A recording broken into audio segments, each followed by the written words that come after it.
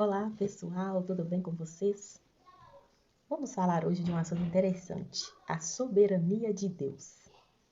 Nós sabemos que Deus, o nosso Criador, Ele é soberano, Ele é sobre todas as coisas. Ele tem o poder, ele tem o controle, ele tem o domínio de tudo na palma das tuas mãos. Então, nós entendemos que soberania é o exercício de uma supremacia, ou seja, ele, o nosso Deus, o nosso Senhor, ele não precisa de opiniões, ele não precisa de conselhos e nem de aprovação humana. Então, olha o que diz em Romanos 11, do 33 ao 36. Ó profundidade das riquezas, tanto da sabedoria como do conhecimento de Deus. Quão insondáveis são os teus caminhos. Quem conhece a mente do Senhor?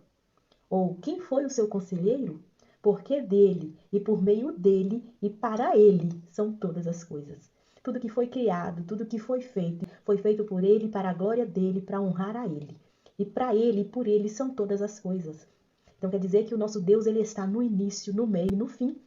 Ele tem o controle da minha e da sua história. Para que nós estivéssemos aqui, sempre na história o Senhor tinha um remanescente. Sempre na história o Senhor usa alguém para que os seus projetos fiquem de pé e que a sua vontade prevaleça. E muitas das vezes nós olhamos para a história da Bíblia Sagrada e nós vemos Deus usando homens e mulheres cheios do Espírito Santo. Mas tem episódios da Bíblia Sagrada que Deus permite que homens iníquos, homens maus, fossem usados para que se cumprisse algum tipo de propósito. No episódio de Daniel, quando ele e os seus amigos são levados cativos para a Babilônia, Deus usa Nabucodonosor para levar aqueles jovens à Babilônia. E Daniel foi parar ali naquele reinado junto com os seus amigos. E quando nós vamos pensar, aquele homem era mau, Nabucodonosor era um homem iníquo, que não tinha o seu coração voltado para Deus, mas ele foi usado por Deus para que um propósito do Senhor se cumprisse. E Deus precisava de Daniel e daqueles 3 amigos deles dentro daquele palácio. Mas a soberania de Deus, ela não anula o nosso livre-arbítrio. Eu e você temos direitos à escolha. Eu decido se eu vou servir a Cristo ou não. Se eu vou viver uma vida íntegra ou não. Mas a Bíblia diz que o Senhor nos criou para a glória dele. Para que nós possamos desenvolver um relacionamento com ele. Essa é a vontade soberana do Senhor. Mas ele nos dotou de poder de escolha. A Bíblia nos diz na história de Daniel que Daniel é levado para a Babilônia por Nabucodonosor. Mas com o passar do tempo, Nabucodonosor morre. E quem assume o trono é Belsazar. E Belsazar presenciou o agir de Deus. Ele presenciou claramente Deus livrando Daniel da cova dos leões, livrando os amigos de Daniel daquela fornalha. Ele presenciou o poder e a soberania de Deus, mas Belsazar decidiu fechar os seus olhos e o seu coração para Deus. Ele rejeitou a palavra de Deus. Ele rejeitou conhecer a Cristo. Ele teve a oportunidade de conhecer o poder e a majestade do Criador. Mas mesmo ele vivenciando todas aquelas maravilhas, ele não quis ter um encontro com o Senhor. E ele foi alvo da ira de Deus. E dura coisa é cair nas mãos de um Deus vivo. Não despreze o Senhor. Nós temos que entender e reconhecer a soberania de Deus é reconhecer que nós somos totalmente dependentes dele. Nós nos submeter a ele, à sua vontade, ao seu querer, entendendo que independente da situação que você está vivendo, Deus está no controle. Tudo que nós passamos ou é para crescimento, ou é para aprendizado, ou é para experiência, mas tudo que nós passamos, que o Senhor nos permite vivenciar é para a glória dele. Daniel só foi bem sucedido porque ele se submeteu à soberania de Deus. Ele não questionou os métodos do Senhor e nem o seu agir.